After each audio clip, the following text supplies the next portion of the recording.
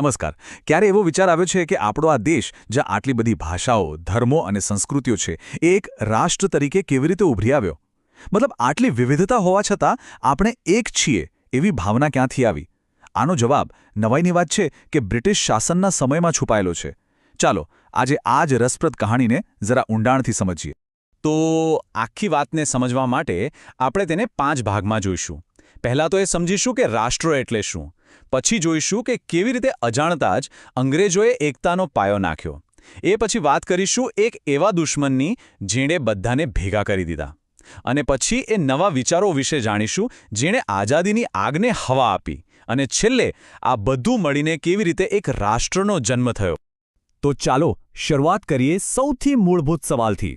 આટલો મોટો, આટલો વિવિધતાથી ભરેલો પ્રદેશ અચાનક પોતાને એક દેશ, એક રાષ્ટ્ર તરીકે કેવી રીતે જોવા લાગ્યો? આ બદલાવ આવ્યો ક્યાંથી? જુઓ, આ સવાલ બહુ જ મહત્વનો છે. શું અંગ્રેજો આવ્યા એ પહેલાં ભારત એક દેશ હતો? હા, સાંસ્કૃતિક રીતે તો હતો જ, પણ રાજકીય રીતે? ત્યારે તો અહીં અલગ અલગ રજવાડા હતા, બધા પોતપોતાનું રાજ ચલાવતા હતા. એક રાજાના શાસન નીચે આખો દેશ હોય એવી એક રાષ્ટ્રની કલ્પના ત્યારે નહોતી. આ બંને વચ્ચેનો ફરક સમજવો બહુ જરૂરી છે. તો પછી આ રાષ્ટ્રવાદ છે શું? સાવ સાદી ભાષામાં કહીએ તો એ એક મોટા પરિવાર જેવી લાગણી છે. જેમ પરિવારમાં બધા સાથે રહે, એકબીજાના સુખ-દુઃખમાં ભાગ લે અને આ અમારો પરિવાર છે એવું ગર્વ અનુભવે. બસ એ જ લાગણી જ્યારે આખા દેશ માટે જન્મે એને રાષ્ટ્રવાદ કહેવાય. એ હુંમાંથી આપણે બનવાની સફર છે. હવે આવે છે આખી કહાનીનો સૌથી રસપ્રદ વળાંક. તમને જાણીને નવાઈ લાગશે કે ભારતમાં એકતાનો પાયો નાખવામાં અજાણતા જ સૌથી મોટો હાથ ખુદ અંગ્રેજોનો હતો. એમણે જે કંઈ કર્યું એ પોતાના ફાયદા માટે કર્યું, પણ એનાથી ફાયદો આપણને થઈ ગયો. આ તસવીર જુઓ. એક તરફ છે ટુકડાઓમાં વહેંચાયેલું ભારત અને બીજી તરફ છે એક શાસન નીચે આવેલું ભારત. અંગ્રેજોનો ઈરાદો તો ખાલી રાજ કરવાનો જ હતો, પણ એમણે જે રેલવે લાઈનો નાખી, જે એક સરખા કાયદા બનાવ્યા, એનાથી શું થયું? પહેલી વાર એવું બન્યું કે કાશ્મીરમાં બેઠેલો માણસ કન્યાકુમારીના માણસ સાથે જોડાયો. આ પહેલાં આવું શક્ય જ નહોતું. તો આ રેલવે, ટપાલતાર સેવા અને એક સરખા કાયદા, આ બધું માત્ર સુવિધાઓ નહોતી, આ તો એકતાના ઓજારો બની ગયા. વિચારો, જ્યારે ગુજરાતનો વેપારી બંગાળના વેપારી સાથે એક જ ટ્રેનમાં મુસાફરી કરે, એક જ કાયદા નીચે વેપાર કરે, ત્યારે ધીમે ધીમે એમને એવું લાગવા માંડે કે આપણે ખાલી ગુજરાતી કે બંગાળી નથી, પણ આપણે બધા ભારતીય છીએ. અહીંથી એક નવી ઓળખનો જન્મ થયો. પણ ખાલી ટ્રેનમાં સાથે મુસાફરી કરવાથી દેશ એક નથી જઈ જતો. સાચી એકતા ત્યારે આવે જ્યારે બધાનું દુઃખ એક હોય. અને અંગ્રેજોએ બરાબર એ જ કર્યું. એમની આર્થિક નીતિઓ એવી હતી કે જેણે ભારતના ખેડૂત, કારીગર, વેપારી બધાને બરબાદ કરી દીધા. અને કહેવાય છે ને, દુશ્મનનો દુશ્મન દોસ્ત. અહીં તો બધાનો દુશ્મન એક જ હતો. આ એક વાક્ય બધું જ કહી દે છે. અંગ્રેજોની નીતિ સાવ સીધી હતી. ભારતને લૂંટો અને ઇંગ્લેન્ડને આબાદ કરો. ભારત એમના માટે સોનાની ચીડિયા નહીં, પણ સોનાની ખાણ હતું, જેમાંથી બસ ખોદતા જ જવાનું, ભલે પછી એ ખાણમાં કામ કરતા મજૂરો એટલે કે ભારતીયો ભૂખે કેમ ન મરી જાય, એમને કોઈ ફેર નહોતો પડતો.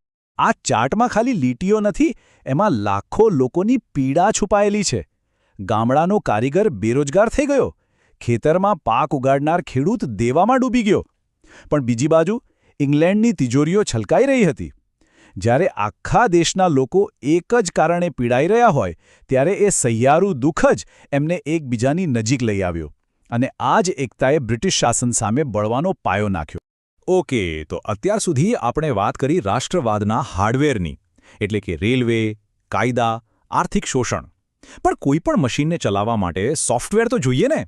તો હવે વાત કરીએ એ વિચારોની, એ જ્ઞાનની, જેણે આખા આંદોલનમાં પ્રાણ ફૂંક્યા. અને આ જુઓ, ઇતિહાસની સૌથી મોટી આયરની, અંગ્રેજોએ આપણને અંગ્રેજી કેમ શીખવાડ્યું? જેથી એમને સસ્તા કારકુન મળી રહે અને એમનું શાસન ચલાવવામાં સરળતા રહે. પણ થયું શું? એ જ અંગ્રેજી ભણીને આપણે એમના જ દેશના મોટા મોટા વિચારકોને વાંચ્યા. લોકશાહી, સ્વતંત્રતા, સમાનતા જેવા શબ્દો સમજ્યા. અને પછી એ જ વિચારોનું શસ્ત્ર બનાવીને એમની સામે જ લડ્યા. જરા વિચારો, સેંકડો વર્ષોની ગુલામી પછી કોઈ આવીને તમને કહે કે તમારો ભૂતકાળ તો અત્યંત ગૌરવશાળી હતો, તમારા પૂર્વજોએ તો મહાન સામ્રાજ્યો બનાવ્યા હતા. આ જ થયું જ્યારે પુરાતત્વવિદોએ આપણો પ્રાચીન ઇતિહાસ ફરીથી શોધી કાઢ્યો. આનાથી લોકોમાં એક નવી જ ઉર્જા આવી. એમને સમજાયું કે આપણે કોઈના ગુલામ બનવા માટે નથી જન્મ્યા, આપણી પાસે તો એક ભવ્ય વારસો છે. આ ગૌરવની ભાવનાએ આત્મવિશ્વાસ જગાવ્યો. અને આ નવા વિચારોને લોકો સુધી પહોંચાડવાનું કામ કોણે કર્યું? એ સમયના અખબારો અને સાહિત્યકારોએ. કહેવાય છે ને કે કલમમાં તલવાર કરતાં વધુ તાકાત હોય છે, અને એ સમયે એ સાબિત થયું.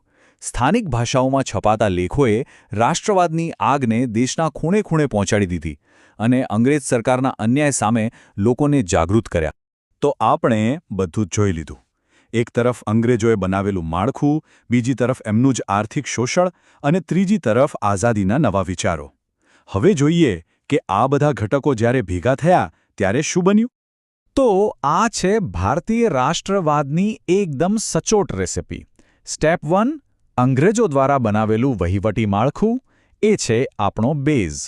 સ્ટેપ 2, એમાં ઉમેરો આર્થિક શોષણનો તીખો મસાલો, જેણે બધાને એકસાથે લાવી દીધા.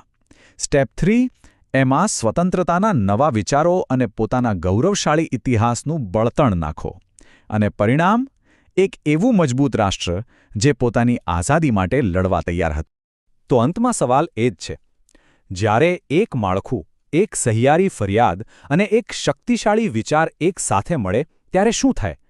ત્યારે એક રાષ્ટ્ર માત્ર જમીનનો ટુકડો નથી રહેતો, એ પોતાની જાતને એક વિચાર તરીકે, એક ઓળખ તરીકે જોવા માંડે છે. આખી કહાણી આપણને એ જ શીખવે છે કે દેશ ફક્ત નકશા પર નથી બનતા, દેશ લોકોના દિલ અને દિમાગમાં બને છે. અને એ જ વિચાર છે જેણે ભારતને બનાવ્યું અને આજે પણ ચલાવી રહ્યું છે.